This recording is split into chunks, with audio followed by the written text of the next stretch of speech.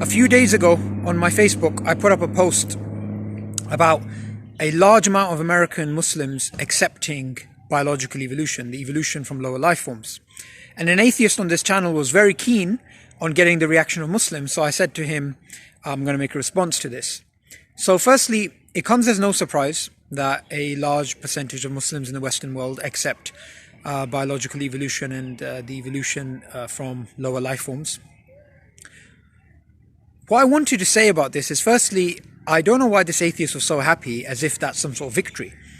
Because if you actually read the percentages on there, and you read what these Muslims supposedly are subscribing to, that's not classical Darwinism, that naturalistic idea that Dawkins is so happy about.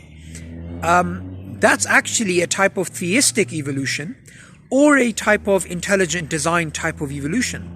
So what's the point of pointing out that a large amount of American Muslims accept that? It's a moot point. It doesn't actually mean anything. The idea of universal common ancestry, like I mentioned previously, it goes back way before Darwin. And some Muslims have accepted it even before Darwin.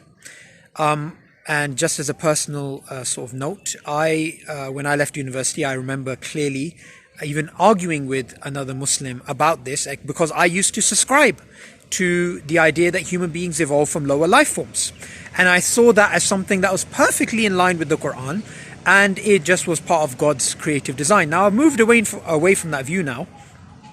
And the reason why I've moved away from that view, well, I should really make another video on this. But look, one reason why I would ask Muslims to move away from that view is because natural selection is the mechanism, which, like I mentioned before, that that's like the core of Darwinism. That's a mechanism that is highly skeptical.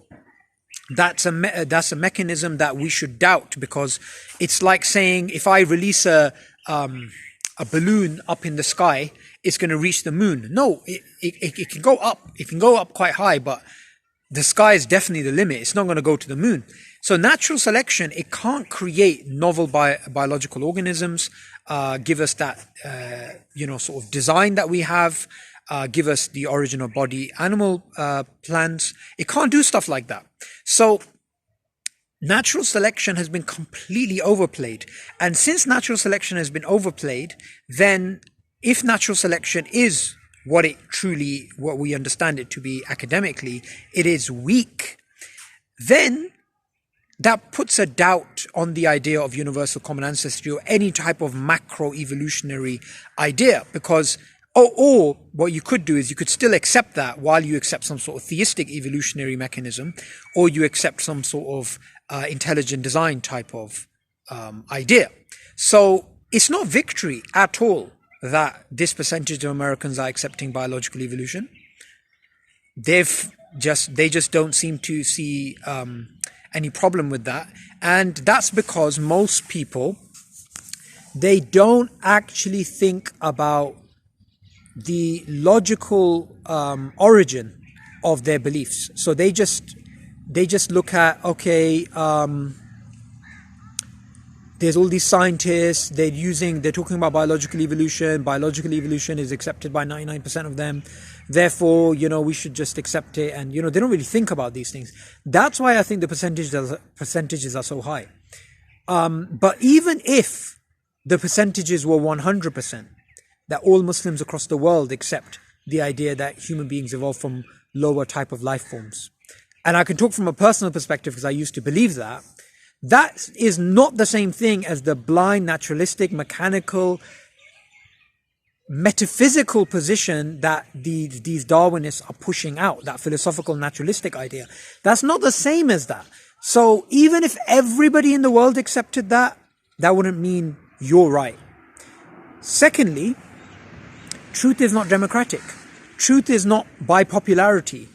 What's true? Oh, the percentage of people that actually subscribe to an idea. No, many ideas which were very, very popular turned out to be completely baseless, and completely, not only baseless, the people who actually subscribed to the ideas, they didn't even know why they were subscribing to it, because it was a type of social conformity. They were just accepting these ideas because they just happened to be the most popular. So anyway, I really don't like it when atheists get happy. That's why I made this video. And that atheist that was posting the comment, I've forgotten his name, this YouTube on this YouTube channel, he was leaving comments about, oh, he wanted Muslims to see about this. Well,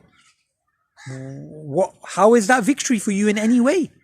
Because those Muslims still believe in God.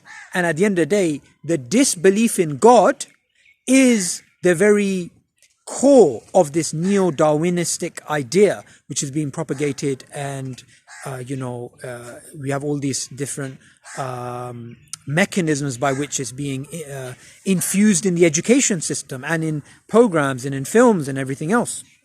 Even Superman versus Batman, Neil deGrasse Tyson, he makes a entry into that and he starts speaking about Darwinian evolution. So even if you guys manage to create a situation where the large proportion of the world accepted the idea that human beings evolved from a lower life form, which, like I mentioned before, was pre-Darwin, that wouldn't go an inch forward in terms of proving philosophical naturalism. It just wouldn't. So you guys were happy, and I wanted to make sure you're not happy. So I hope by the end of this video, you're more frustrated and you understand Darwinism is still a grand delusion.